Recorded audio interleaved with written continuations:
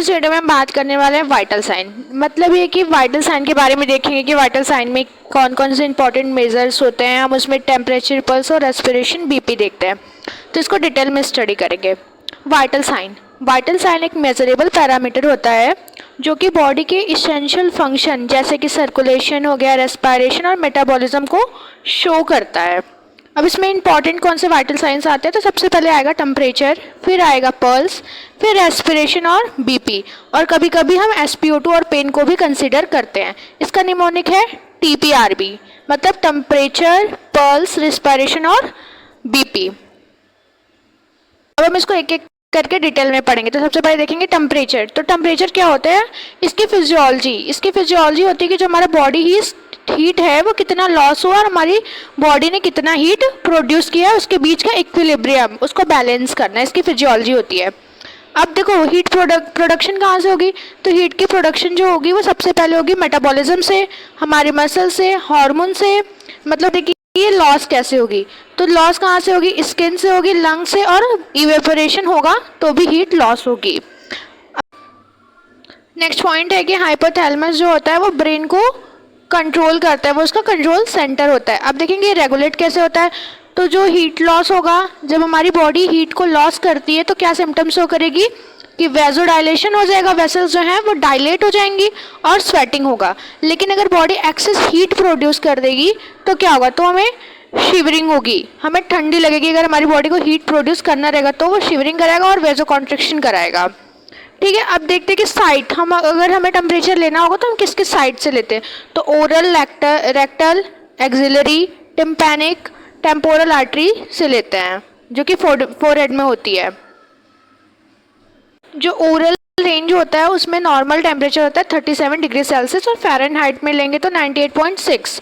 लेकिन अगर रेक्टल की बात करें तो इससे 1 डिग्री सेल्सियस ज़्यादा होता है, 37.5 होता है, और इसका जो फ़ारेनहाइट में आएगा वो 99.6 आएगा। देखेंगे कैरेक्टरिस्टिक्स, तो टेम्परेचर जो है वो उसका नॉर्मल रेंज होता है 36.5 डिग्री सेल्सियस से 37.5 डिग्री सेल्सियस। कंडीशन, अगर टेम्परेचर हाई होगा तो फीवर हो जाएगी, अगर टेम्परेचर लो होगा तो हाइपोथर्मिया हो जाएगी, जिसको अगर वेरी हाई टेम्परेचर चला जाएगा तो हाइपर पायरेक्सिया। नेक्स्ट है पल्स। तो अब देखते हैं कि पल्स की फिजियोलॉजी क्या है। तो पल्स क्या होता है, ये एक प्रेशर वेव होता है और ये जनरेट कब होता है, जब हमारा हार्ट लेफ्ट वेंट्रिकल से ब्लड को पंप करता है तो वो जनरेट करता है एक वेव, तो उसे हम पल्स कहते हैं। अब इसको देखते हैं रेगुलेट कौन करेगा। ये जो ऑटोनॉमिक नर्वस सिस्टम होता है वो इसको रेगुलेट करता है। जो सिंपैथेटिक नर्वस सिस्टम होता है वो हमारे पल्स रेट को, हार्ट रेट को बढ़ा देता है, और पैरासिम्पैथेटिक हार्ट रेट को डिक्रीज कर देता है। अब रेगुलेशन क्या है, रेगुलेशन में होता है बैरोरिसेप्टर्स, हार्मोन हो गए, और हमारी इमोशनल रेगुलेशन की जितनी भी एक्टिविटीज़ हैं वो पल्स को डाउन करती हैं और हाई करती हैं। कैरेक्टरिस्टिक्स में क्या होगा, कैरेक्टरिस्टिक्स में नॉर्मल जो पल्स रेट होता है एडल्ट में वो 60 to 100 होता है, पर अगर इन्फेंट्स की बात करें तो उसमें 100 से 160 होता है। एंड साइट क्या होगी इसकी, रेडियल होती है, एपिकल होती है जो कि चेस्ट के ऊपर होती है और उसे हम स्टेथोस्कोप से मेजर करते हैं। कैरोटिड होती है, ब्रेकियल होती है, फिमोरल, पॉपलेटर और डॉर्सैलिस। अब असेसमेंट कैसे करेंगे, हम पेशेंट का हाथ लेते हैं और रेडियल आर्टरी को पकड़ते हैं थंब के नीचे, वहाँ पे हम 1 मिनट तक उसको देखते हैं, और 1 मिनट तक देखेंगे या फिर 30 सेकेंड्स 2 टाइम देख करके असेस करते हैं कि पेशेंट का पल्स कितना है। नेक्स्ट आता है रेस्पिरेशन। तो नॉर्मल रेस्पिरेशन कितनी होगी, 12 से 20 होती है। इसकी फिजियोलॉजी क्या होती है कि जो एक नॉर्मल इंडिविजुअल होता है वो ऑक्सीजन लेगा और ऑक्सीजन को रिलीज करेगा, ठीक है। और ये रेगुलेट कहाँ से होता है, ये मेडुला और पॉन्स, इसका कंट्रोल सेंटर होता है रेस्पिरेशन का, मेडुला ऑब्लोंगेटा और पॉन्स। इसके जो कीमो रिसेप्टर्स होते हैं वो कार्बन डाइऑक्साइड और ऑक्सीजन के pH को सेंस करते हैं हमारे ब्लड के अंदर और रेगुलेशन कराते हैं। अगर हमारी बॉडी के अंदर हाई हो जाएगा CO2 तो रिस्पायरेशन हमारी इंक्रीज हो जाएगी, अगर CO2 लो चला जाएगा तो रिस्पायरेशन क्या होगी, डिक्रीज हो जाएगी। अब देखेंगे कि इसकी साइट्स कौन सी होती है। तो हम क्या करते हैं कि पेशेंट जो है उसको सुपाइन पोजीशन में लेटाते हैं और उसके चेस्ट मूवमेंट को देखते हैं, एब्डोमेन मूवमेंट को देखेंगे और अस्कल्टेशन करते हैं स्टेथोस्कोप से। इसके बाद देखते हैं कि हम उसको असेसमेंट कैसे करते हैं। तो हम ऑब्जर्वेशन का यूज़ करते हैं, ठीक है। क्या होगा कि पेशेंट लेटा हुआ है, हम देखेंगे कि वो एक ब्रीथ में जो है वो कंसीडर करता है एक रिस्पायरेशन को और एक एक्सपायरेशन को। हम उसके एक एक्सपायरेशन और एक इंस्पायरेशन को कंसीडर करके एक ब्रीथ काउंट करेंगे और जितनी उसकी ब्रीथ होगी हम उसको रिकॉर्ड कर लेते हैं। नेक्स्ट जो है वो हमारा ब्लड प्रेशर। ब्लड प्रेशर का मतलब होता है रक्तचाप। अब इसको डिफाइन कैसे करेंगे? जो हमारी आर्टरीज होती हैं उनके वॉल पे कितना फोर्स एक्सर्ट हो रहा है सर्कुलेशन के टाइम, वो क्या हो जाएगा? हमारा बीपी हो जाएगा। इसकी फिजियोलॉजी क्या होती है?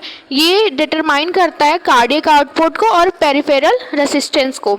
अब ये रेगुलेट कैसे होता है? अगर शॉर्ट टर्म की बात की जाए तो ये बैरो रिसेप्टर्स इसको रेगुलेट कर देते हैं, लेकिन अगर लॉन्ग टर्म की बात की जाए तो इसको रेनिन एंजियोटेंसिन सिस्टम करता है, जो कि हार्मोन एडीएच और एल्डोस्टेरोन से, और शॉर्ट टर्म में कभी कभी ऑटोनॉमिक नर्वस सिस्टम भी इसको रेगुलेट कर लेता है। तो नॉर्मल बीपी कितनी होती है? वो 120/80 mmHg होती है एडल्ट्स की। अब देखते हैं कि इसके कैरेक्टरिस्टिक्स क्या होते हैं। तो कैरेक्टरिस्टिक्स में दो आते हैं, एक आता है सिस्टोलिक बीपी और एक आता है डायस्टोलिक। तो सिस्टोलिक कब होता है? जब वेंट्रिकुलर कॉन्ट्रैक्शन होता है तो वो जो बीपी आएगी वो सिस्टोलिक आएगी, और डायस्टोलिक में क्या आएगा? वेंट्रिकुलर रिलैक्सेशन होगा। अगर बात पल्स प्रेशर की जाए तो उसको निकालने के लिए क्या करेंगे? जो सिस्टोलिक बीपी की यूनिट आती है उसको डिस्टोलिक बीपी से माइनस कर देंगे। अब बीपी की साइड क्या होती है? ब्रेकियल आर्टरी होगी, रेडियल होगी, पॉप्लिटियल होगी और पोस्टीरियल टिबिया होगी। अब इसका असेसमेंट कैसे करते हैं? इसमें जो इक्विपमेंट्स का यूज़ होता है वो होता है स्पेग्नो मैनोमीटर्स होता है।